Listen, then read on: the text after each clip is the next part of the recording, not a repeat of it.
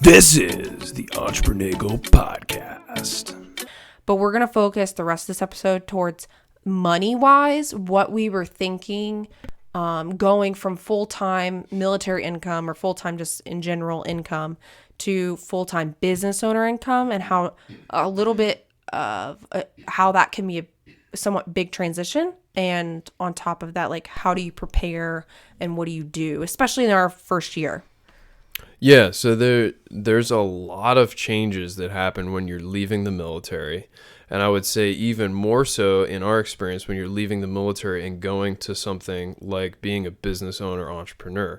I went from having a lot of restrictions over my lifestyle, as well as many would say, very safe and nearly guaranteed monthly income and paycheck And benefits. And benefits with nearly guaranteed raises as you promote and spend more time in the service, to the next month having 100% control over my schedule, as well as probably the most difficult thing, not necessarily earning the money in our business, but deciding how much we could take from the business in order to pay ourselves and take care of our bills. Right. So a couple of the things that before we jumped into this, sometime probably early 2020, we sat down and looked at a lot of different things financially.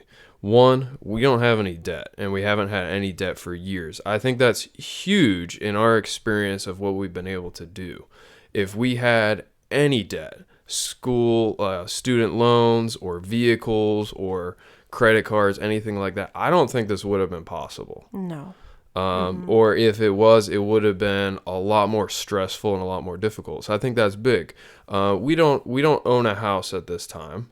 That's certainly something we desire to in the future, but I think not having a house that we owned, or a mortgage, or the potential of catastrophic maintenance, things like that, in hindsight might have actually been beneficial to us. We knew exactly how much our rent was going to be each month, and we could get a good guesstimate of how much utilities would be each month. Right. It gave us a pretty known across the top cost.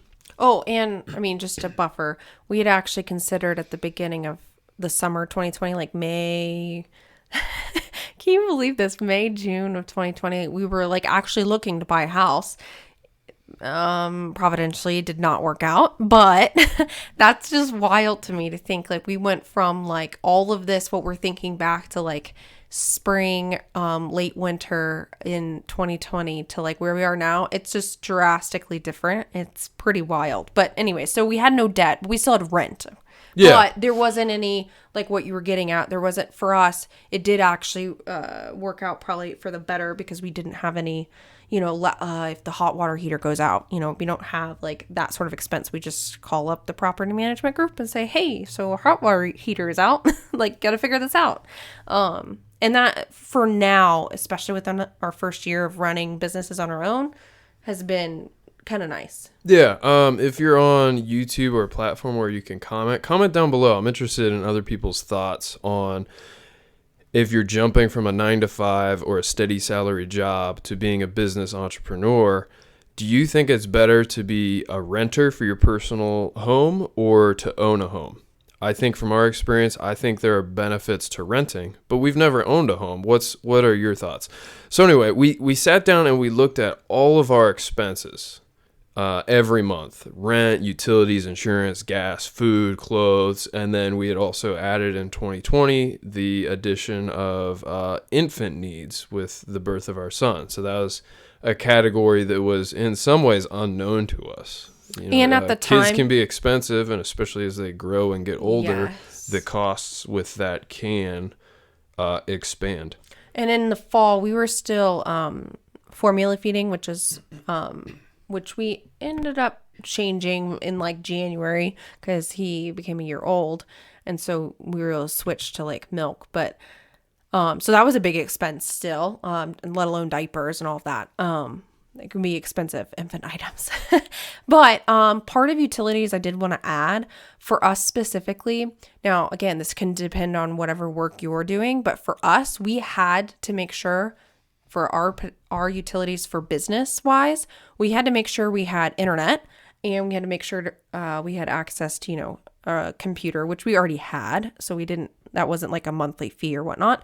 And then our cell phone bill, like data, that sort of thing. Minutes for calling or however they do it now, unlimited everything.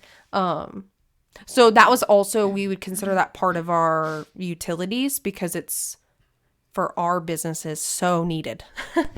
We can't run them without that. Yeah. And also with that, we looked into downgrading our living situation, like square footage, size of house wise, but we ultimately decided, no, we're going to be running businesses. We need home offices. We're going to spend a lot of time.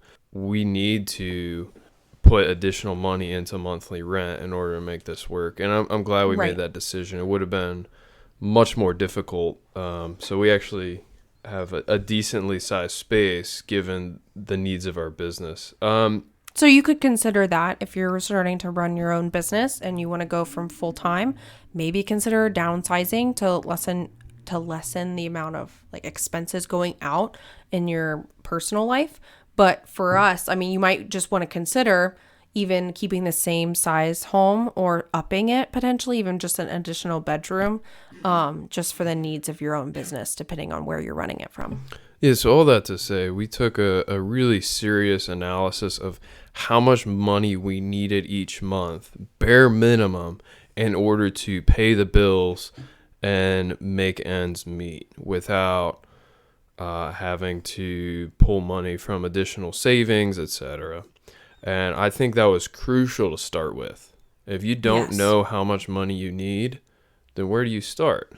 Right. How do you know if it's going to be possible? And we made sure to not only have this one big sit down a couple times, talking through all of this, but we made sure to continue doing this monthly and with minimal updates throughout the month, depending on like the month and how things are going.